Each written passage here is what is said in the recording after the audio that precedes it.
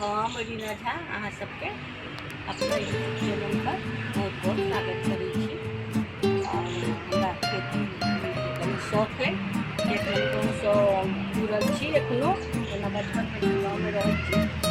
और करऽ तऽ नहीं अबैया, लेकिन खेतीके बहुत शौक है।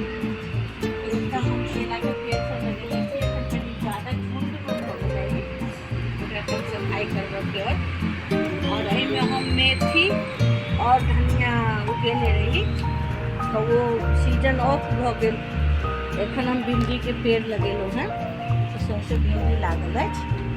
और ई फूल सब में एखन ई अथी के चैतक मास है, तो एखन फूल में बहुत सब नवका पत्ता एला अड़हुल में। और ये हमर करी पत्ता, ई मेहंदी और ई फूल सब छटवा देने रही सबटा अड़हुल के। पीला अड़हुल है, ई लाल अड़हुल है, और ये मिर्चैया वाला अड़हुल है, और इहो पीला अड़हुल है। और ये सोहिजन के गाछ है, एकरा हम सब छुटवा देली, लेकिन नया फूल अपना है ताहिमे। और टमाटर अब पाका वाला है, थोड़े दिन के बाद में सब पकनाइ शुरू हो जाए। अंदर अंदर बहुत टमाटर फड़ल है, ये अहाँ सबके हम देखा रहल छी उठा कऽ। इम्हर कनि इम्हर सब देखा रहल छी। तर सबमे आई पानि जे लगबै छै ने, ओहिपर ई पेड़ नीचा खसि पड़ैया, नीचा गिर गेलै पेड़ सब। अंदर अंदर टमाटर फड़ैया, पाकल ना भऽ गेल। और ये गोभी हम एना लगबेने रही अथी वाला, लेकिन ब्रोकली वाला गोभी है। 1 महीना लागि जेतै।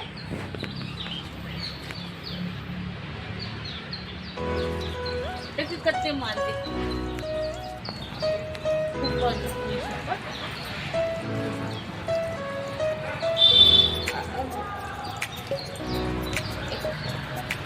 हाँ, ये गोभी हम लगवेलों फूल गोभी कहीं, लेकिन ब्रोकली मतलब, लेकिन ब्रोकली और बढ़िया हुई है। सलाद वगैरह खाओ, विटामिन में ज़्यादा होती है। और पेड़ पौधा अहाँके कनि ज़्यादा घना हो गया, फिर कटाई हेतै तखन जाके फेर एहिमे हम फिर बैंगन के पेड़ लगबै। और ये आम सब लगेलहुँ, बड़ी मज्जर आयल, लेकिन एखन छोट पेड़ छै, ओहिला तो आम ओते नहीं आयल। और ये मालती फूल हम लगेने छी, सोहिजन के गाछ पर चढ़ि जाइए, लेकिन एकरा कनि ठीक से कटिंग करबै। और ये केला इम्हर देने छी, तऽ केला के पेड़ बढ़िया भऽ गेल। हरियाली हमरा तऽ नीक लगैया, खास कऽ साग सब्जी सबको भेट जाए अपना खेत के, बाड़ी के। खेत तऽ नहीं कहबै, बाड़ी, गाँव में जब बाड़ी झाड़ी कहै छी। ठीक छै, अगला और हम वीडियो बनाएब, अहाँ सब देखब, नीक लागत।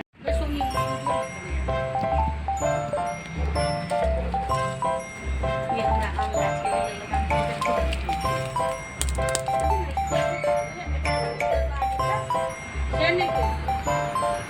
एकटा कुर्सी वो कतऽ दूर भऽ गेल।